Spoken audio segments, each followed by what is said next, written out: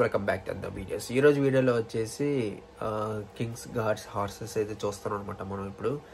ఎందుకంటే హార్సెస్ చూడాలని చాలా ఎక్సైటింగ్గా ఉంటుంది. ఇక్కడ లండన్లో ఉండే వాళ్ళకైతే అదొక టూరిస్ట్ స్పాట్స్ అట్రాక్షన్ అనమాట.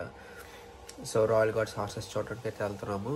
So change of kings guards అనేది నెక్స్ట్ వీక్ అయితే చూస్తాం మనం బకింగ్హామ్ ప్యాలెస్ దగ్గర. అన్ఎక్స్పెక్టెడ్గా ఏమైంది అంటే బకింగ్హామ్ ప్యాలెస్ చూడడానికి దగ్గరికి వెళ్ళిన కింగ్స్ గార్డ్స్ది change of kings guards, but unexpected అది క్లోజ్ అయిపోయింది అనమాట. సో నాకు బస్సు లేట్ అయిపోయింది వెళ్ళడం అది. సో అందుకని క్లోజ్ అయిపోవడం వల్ల సో హార్సెస్ దగ్గరికి అయితే వెళ్ళాల్సి వచ్చింది. సో రాయల్ గార్డ్స్ హార్సెస్ అయితే చూద్దాం ప్రస్తుతానికి.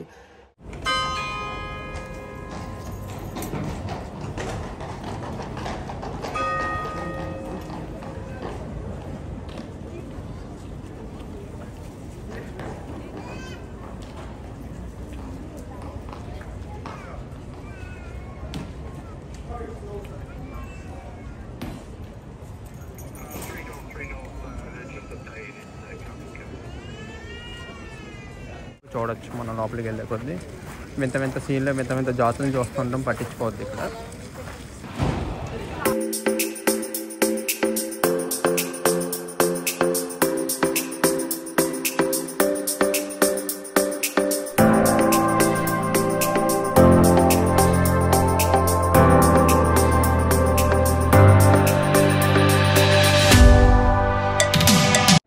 సో ఇక్కడ చూడ హార్సెస్, ఇందులోంచి ఒక హార్స్ వస్తుంది, అందులోంచి ఒక హార్స్ అయితే వస్తుంది.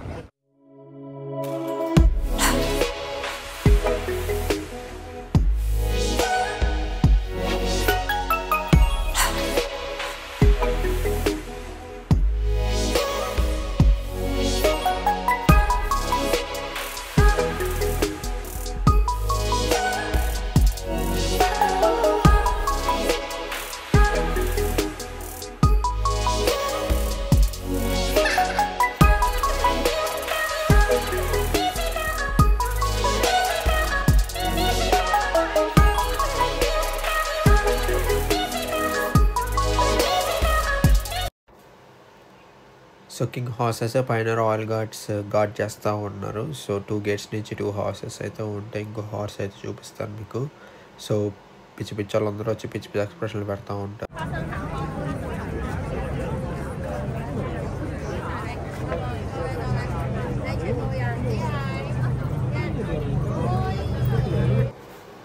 ఒక వ్యూ ఇది జనాల నుంచి.